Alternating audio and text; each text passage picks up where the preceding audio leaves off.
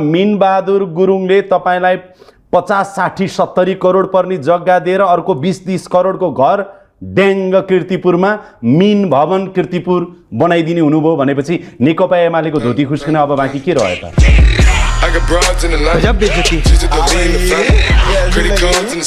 यसले एउटा नयाँ पाठ सिकायो होला नि त। देखाएर सबै कुरा गर्न पाइन्छ? त्यसको जवाफदेही त बोक्नुपर्छ। सर तपाईलाई मान्यज्यू एउटा निवेदन गरौँ, तपाईँ र म लुगा नलगाइकन यहाँ हिँड्न सक्छौँ? अमेरिकाको प्रधान न्यायाधीश राष्ट्रपतिले नै नियुक्ति गर्ने हो। अमेरिकाका धेरै ठुला पोस्टर राष्ट्रपतिले नै नियुक्ति गर्छन्। तर त्यही राष्ट्रपतिले डोनाल्ड ट्रम्पलाई प्रश्न पनि सोध्यो। हैन, यो अमेरिकाको उदाहरण नदियोस् न। प्रश्न पहिला यो देशलाई अमेरिका बनाउनुस्, त्यसकारण सुन्नु न, पहिला यो देशलाई सिङ्गापुर बनाउनुस्, अनि त्यो नैतिक अधिकार राख्नुस्। देशलाई चाहिँ इथियोपिया र तपाईँ चाहिँ सुडान जस्तो बनाउने, अनि कुरा चाहिँ अमेरिका र बेलायतको गर्ने सुहाउन नि।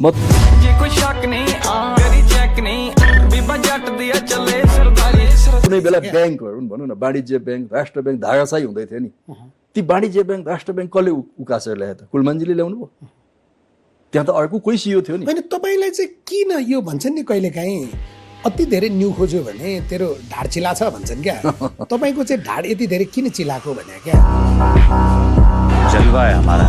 जनतामा आशा केले जगाउँछ भन्दा सरकारको नीति र कार्यक्रमले, बजेटले त्यसलाई एउटा छातीमा हात राखेर भन्नुस्, एउटा छातीमा हात राखेर राखिराख्छु त।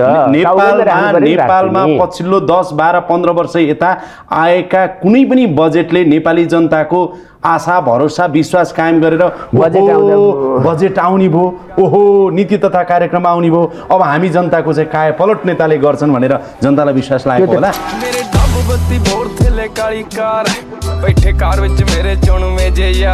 पुरानो दलमा गलत ठाउँमा तर आशा र अपेक्षा गरिएको मान्छे गगन थापा। हिजो तिनै मान्छे गगन थापा काङ्ग्रेसको सभापति बनोस् र एकपटक गगन थापा प्रधानमन्त्री बन्नुपर्छ, यहाँसम्म कि तपाईँ स्वास्थ्य मन्त्री हुँदासम्म भन्ने मान्छेहरू अहिले तपाईँलाई होइन कहाँ हिँडेको बाख्रा लिएर सहकारी ठगेको ऋण तिर्नलाई गिरिजा बाबुले नै मलाई चाहिँ अझ अगाडि बढ्नुहोस् भनेर प्रेरित गरिराख्नुहुन्थ्यो। त्यो कुरो मैले धेरैचोटि भनेकै छु, रियल कुरै हो त्यो। अलिक मान्छे मारिदिनुहोस् भन्नुहुन्थ्यो। प्रधानमन्त्रीको अधिकार कति हुन्छ भन्नु? प्रधानमन्त्रीको म्याक्सिमम अधिकार हो। अनि तर तपाईँसँग त्यो पदमा नबस्ने अधिकार त छ नि। मैले भने अनुसार काम गर्न पाइनँ। तपाईँले दुईचोटि भन्नुभयो यो कुरा। तपाईँलाई सम्झाउँ, यदि आफू अनुकूल आफूले चाहेको गर्न सकिएन भनेदेखि तिमी मन्त्री हौ, तिमी छोडिदेऊ न त पद। किन कर्मचारी जस्तो हुन्छौ भन्नुभयो नि तपाईँले, छोडिदेऊ भन्नुभयो। 9 महिनासम्म सोचे जस्तो पर्फर्मेन्स दिन नसक्ने प्रधानमन्त्री चाहिँ प्रधानमन्त्रीमा रहिराख्न नैतिकताले दिन्छ त? जीवी राई 6वटा सहकारीको अध्यक्ष बन्नुभएछ।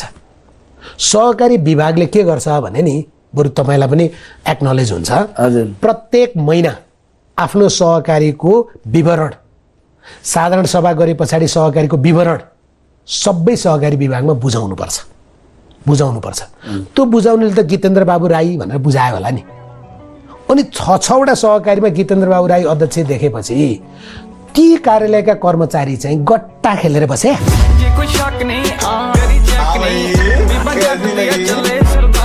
एउटा निवेदन गरौँ कि यो देशमा अहिले आएको करिब 18 खर्बको बजेट, 18 खर्बको बजेटमा विकास बजेट कति छ? म भन्छु 2-3 खर्ब, 3 खर्ब, 3.5 खर्ब, 3 खर्ब, 3.5 खर्ब हो हैन? वित्तीय व्यवस्थापनको लागि कति गएको छ र साधारण खर्च कति गएको छ? वित्तीय व्यवस्थापन अब सर 3 खर्बको बजेटले मुलुकको अनुहार के काय पलट गर्नु छ? जाहिर खुवाउने बाहेक प्रचण्डजीलाई लगेर अदालतमा उभ्याउँछु भने होइन, त्यो टिआरसीले गर्छ जे गर्छ होइन। त्यसकारणले मैले त्यहाँ भने पनि छु, फरगिभ नट फरगेट होइन, मैले त्यो भनेको छु नि। तपाईँले भनेको भन्दा तपाईँले नेल्सन मण्डेला आज भनेको भए एमालेको एउटा सदस्य माओवादीका कारणले 2 खर्ब खर्च हुने भयो, यो यसप्रति हाम्रो जवाफदेहिता छैन भनेर भन्न मिल्छ? मिल्दैन। माओवादीले गर्दैन होइन, राउन्ड किक हान्छु भन्दैछन् नि प्रचण्डजीले, त्यतै जान्छन् उनी, त्यतै जान्छन्। तर हामी गर्छौँ होइन अङ्गभङ्ग भएका तपाईँले कसरी गर्नुहुन्छ राउन्ड के तपाईँहरूलाई हान्ने हो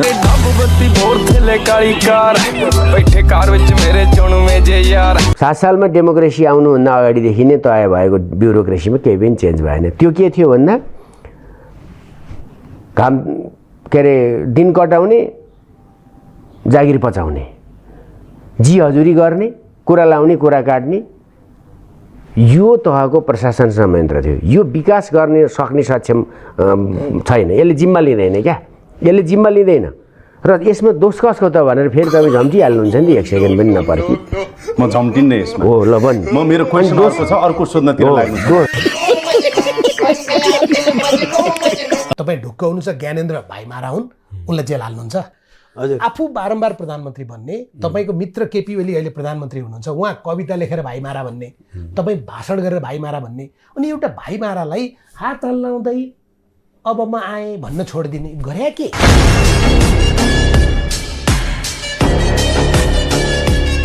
अहिले गणतन्त्रले जति दपेटेको छ लपेटेको छ अधिनायकत्व देखाएको छ, नागरिकमा जे गर्नु पर्थ्यो गर्न सकेको छैन।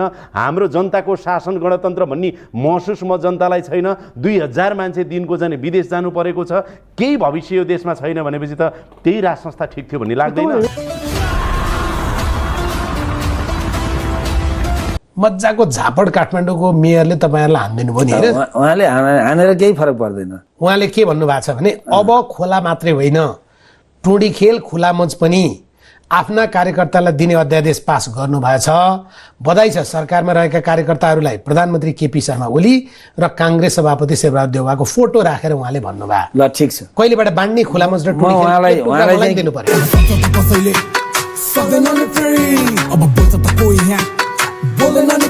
तपाईँलाई म एउटा कुरा भन्नुहोस्, तिनै तहको अदालतले तपाईँलाई मानव नरसंहारमा संलग्न भएको पर्खिनुहोस् है, मेरो प्रश्न मानव नरसंहारमा संलग्न भएको व्यक्ति भनेर कसुरदार ठहर गरेर तपाईँलाई अपराधी ठहर गरेको छ अदालतले। कानुनी रूपमा तपाईँ अपराधी हो नि।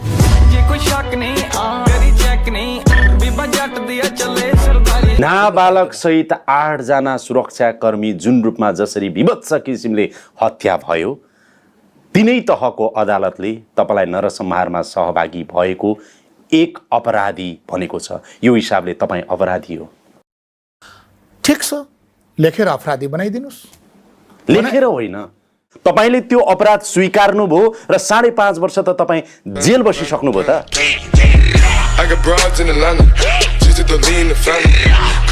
मैले तपाईँलाई चिनेको म आफैले समय जोडेको 32 वर्ष भएछ होइन? 2049 सालदेखि तपाईँलाई म चिन्दछु। तपाईँले चाहिँ मैले तर यो बिचमा तपाईँलाई तपाईँकै सहकर्मीले केही आरोप लगाए, त्यो पक्ष चाहिँ कस्तो धेरै ढाकेर गर्नुभएको रहेछ होइन? नक्कली माओवादी भएर हतियार तस्करी गर्नुभएको रहेछ यो बिचमा, त्यसैले काठमाडौँमा घर बनाउनु भएको रहेछ।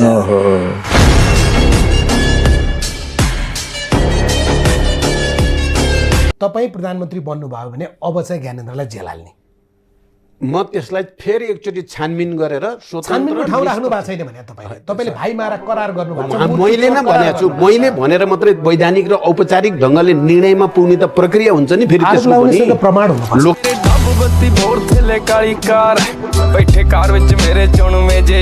लोड सेडिङको कुरो अर्कोले गर्यो भने तपाईँले मलाई प्रश्न सोध्नु नै मलाई अनौठो लाग्छ। मैले प्रश्न सोधिरहेको होइन, तपाईँको मित्रले लगाएको आरोप सोधेको। त्यसकारण त्यो एक समय त 2टा सरेसको थालमा, त्यो पनि दुर्गा प्रसाईको घरमा मिठो मानेर मार्सीसँगै खाएको नि त, त्यसो भएर सोधेको। ताप्लेजुङको गाउँबाट ढुङ्गे साहु कि साँगु तपाईँको होइन त? साँगुको त्यो गाउँबाट एउटा मादले झोला बोकेर काठमाडौँ ओर्लेको ठिटो हो नि त तपाईँ। आज तपाईँको जो प्रकारको राजस्वी जीवनशैली छ, तपाईँको कुनै व्यापार व्यवसाय छ? के राजस्वी छ त मलाई तपाईँको कुनै व्यापार व्यवसाय छ? गाडी चढ्नुहुन्छ, सुट लाएर हिँड्नुहुन्छ, होटल रेस्टुरेन्टमा खानुहुन्छ, सबै चिज गर्नुहुन्छ नि। योभन्दा राजश्री के हुन्छ र नेपाली जनताको तुलनामा? यो कसरी आउँछ? तपाईँ अपराधी त हो, जेलमा बस्दैमा कुनै मान्छे अपराधी हुन्छ? किन हुँदैन? अपराधीलाई पो जेलमा तपाईँ किन राखिन्छ। थुन्नुभयो मलाई सर जेलमा? भन्छु नि म, किन थुन्नुभयो? तपाईँलाई किन राखियो भने किन तपाईँ थुन्नुभयो? तपाईँ के कारणले तपाईँ थुन्नुभयो? अपराधी किन थुनियो? तपाईँ अपराधी भएकोले तपाईँलाई जेलमा राखियो। किन? तपाईँ अभियुक्त भएको भए तपाईँलाई हिरासतमा राखिन्थ्यो। तपाईँलाई अलिकति शङ्का गरेको भए सोधपुछ हुन्थ्यो। जगदीशजी। सिम्पल। बिपीको पुत्र हुनु बाहेक तपाईँसँग नेपाली राजनीतिको त्यस्तो के योग्यता छ?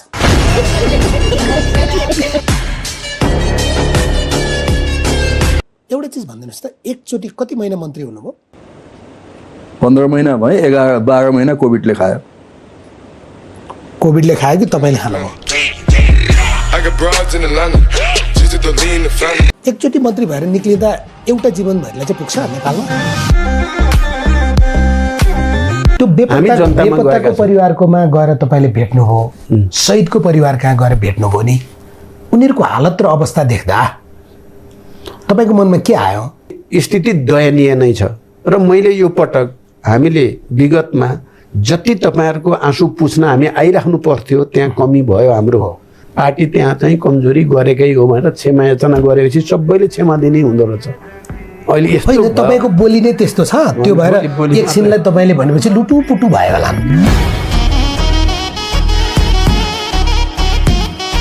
म गल्ती गरेर कानुनको धारा उपधारा प्रयोग गरेर सजाय दिइएको अपराधी होइन क्या। म शक्तिको चरम दुरुपयोग गरेर एकजना बहुमुखी प्रतिभाशाली नागरिकलाई जबरजस्ती झ्यालखानामा कोचिदिएको नागरिक हो। र त्यही शक्तिको दुरुपयोग गरेर झ्यालखानाबाट बाहिर निस्किएको अर्को राजनीतिक दलको एउटा नेता पनि हो तपाईँ। उपनिर्वाचनमा अलिकति धक्का लाग्यो होइन, सबै सकियो भन्ने लाग्यो। अलिकति धक्का मात्रै नभन्नुहोस् न, यसलाई घन्टी बजेको पनि नभन्नुहोस् न, तपाईँहरूको त घन्टा बजिसक्यो। 12 रेक्टर स्केलले नभत्किने जग भएको घर हो कङ्ग्रेस, र यसलाई अझै बलियो बनाएर रूपान्तरित बनाएर आधुनिक बनाएर जान्छु भन्छ। त्यो खालको साथीहरूको ठुलो सङ्ख्या देशभरि छ। त्यो सङ्ख्याको बलमा चिन्ता कहाँ छ भने तनहुका जनताले दुईटै गालामा रातो हुन गरी झापु लगाइदिए नि त एकचोटि उपचुनावमा।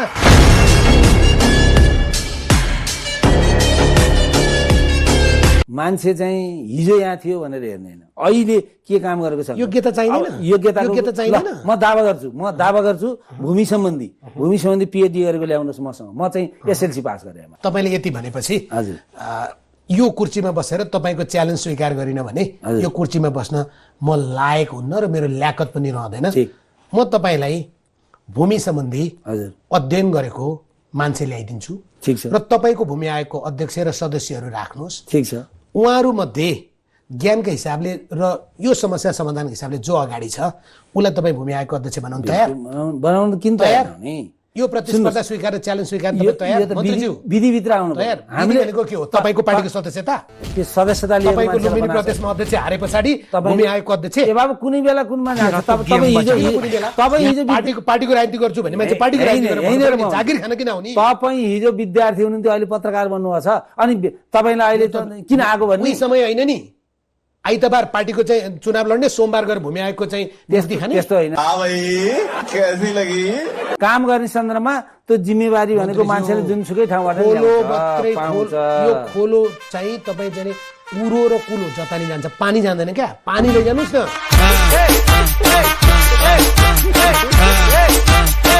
अस्ति एक हप्ता पहिले मात्रै मेरो साथीले, मेरो भान्जीले बर्दियाबाट 2टा कुखुरा पठाइदिनु भएको थियो होइन। म फैसला भएकै तेस्रो दिनमा हो। मैले यो कुखुरा कसैले पनि नखानुहोस् है, जेलका साथीहरू खाउँ काटेर खाउँ भन्दै थिए, नखानुहोस्, यो बाँचुन्जेललाई पाल्नुपर्छ भनेके। कहिले काहीँ के हुन्छ भने अगुल्टाले हानेको कुकुर बिजुली चम्किँदा पनि तर्सन्छ भनेको जस्तै। काङ्ग्रेस किन त्यस्तो छ भन्छु है, एउटा सन्दर्भ चित्त नदुखाउनुहोस् ल। मुलुकमा अब पेन्सन दिने पैसा छैन, शिक्षकलाई दिने तलब छैन, वीर अस्पतालका डाक्टरले तलब पाएका छैन, तर तपाईँ र तपाईँको अर्थमन्त्री हिजो तपाईँहरूले नै अयोग्य भनेर विदा गर्नुहुन्छ, तिनीहरूलाई पैसा दिने राज्य कोषबाट 1.5 अर्ब पैसा झिक्नुहुन्छ, काङ्ग्रेस साक्षी बस्छ।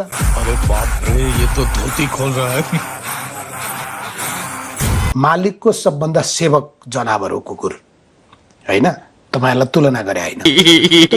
कुकुरको पुच्छर चाहिँ 12 वर्ष ढुङ्ग्रोमा हाल्यो भने पुच्छर चाहिँ सोझो हुनुपर्ने ढुङ्ग्रै बाङ्गो भने जस्तो तपाईँहरू पनि सत्ताबाट बाहिर गए पछाडि चाहिँ परिवर्तनका कुरा, जनताका कुरा, मुद्दाका कुरा, सत्तामा पुगेपछि परिवारका कुरा, सत्तामा पुगेपछि ती सबै कुरा बिर्सिने अब व्यापारीसँग हुन्छ उठबास होइन।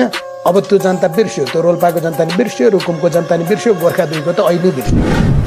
भगवान मनमा विराजमान मन्दिरमा ढुङ्गा ज्यान धन आशावान निराश छन् मुलका ठुङ्गा झोपडी नसिब नहुने खोपडी चाहिँ रुन्छ दानमा रोपनी छ डोको भरि हिरा मोती मुङ्गा